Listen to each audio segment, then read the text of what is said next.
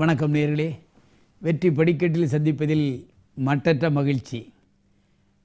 வாழ்க்கையில் தீவிர பக்தவனுக்கும் ஒரு களங்கமும் இல்லாமல் சிந்தித்து உண்மையுடன் வாழ்பவர்களுக்கு என்றைக்குமே வெற்றிதான் கிடைக்கும்.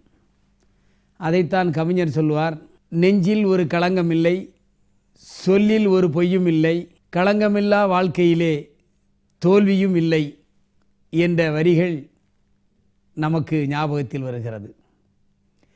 எதையும் உண்மையாக நேசித்தால் நிச்சயம் நமக்கு வெற்றி கிடைக்கும்.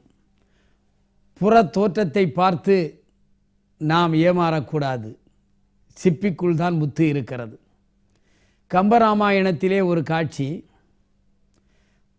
ராமன் லட்சுமணன் சீதை கங்கை கரையை அடைகிறார்கள். அங்கே பர்ணசாலையில் தங்குகிறார்கள். அதை கேள்வியுற்று கங்கையில் நாவாய்களை ஓட்டி பிழைக்கும் குகன் ராமனை தரிசிக்க வேண்டும் என்று வருகிறான். ஆயிரக்கணக்கான அந்த நாவாய்களை கொண்டவன் ராமரை பார்க்க போகிறேன் என்ற உடனேயே அங்கே குடுவைகளில் கொம்பு தேனையும் நல்ல அவித்த மீனையும் எடுத்துக்கொண்டு ராமனை பார்க்க வருகிறான். முரட்டு தோற்றமுடையவன், அன்பில் திளைத்தவன். அங்கே வந்து குரல் கொடுக்கிறான், கடவுளே, உங்கள் அடியனாக நாயாக வந்திருக்கும் குகன் வந்திருக்கின்றேன், உங்களை தரிசிக்க வேண்டும் என்று குரல் கொடுக்கிறான். இலக்குவன் வெளியே வந்து எட்டி பார்க்கிறான்.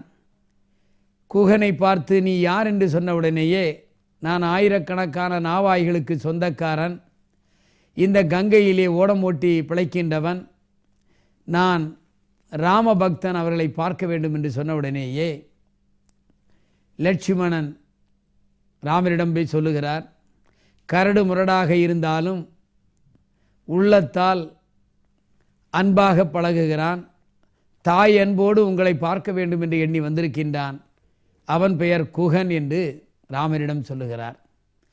ராமர் உடனே சொல்லுகிறார், இந்த கங்கை கரையில் எந்த எதிரி நாட்டு மன்னர்கள் வந்தாலும் தடுத்து நிற்கின்ற அந்த காப்பாளனாக இவர் தந்தை இருந்தார். வில் வித்தையில் சிறந்தவர்கள், நமக்கு எப்பொழுதும் விசுவாசமாக இருப்பவர்கள், எனவே அவரை அனுப்பு என்று சொல்லவும் குகன் உள்ளே வருகிறான். உள்ளே வருகின்ற பொழுது இடுப்பில் இருந்த கத்தியை அங்கே கழட்டி வைத்துவிட்டு நெடுஞ்சான் ஜடையாக கீழே விழுந்து வணங்குகின்றான். ராமருக்கு மட்டற்ற மகிழ்ச்சி.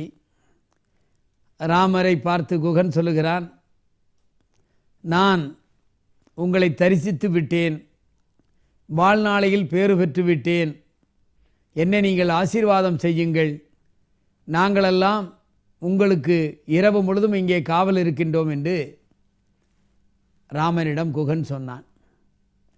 கொண்டு வந்திருக்கின்ற மீனையும் அந்த கொம்பு தேனையும் நீங்கள் உண்ண வேண்டும், அப்படித்தான் எங்கள் மொத்த வேடர்களும் நினைக்கின்றார்கள், நீங்கள் கண்டிப்பாக அதை உண்ண வேண்டும் என்று ராமரிடம் கேட்கிறார்.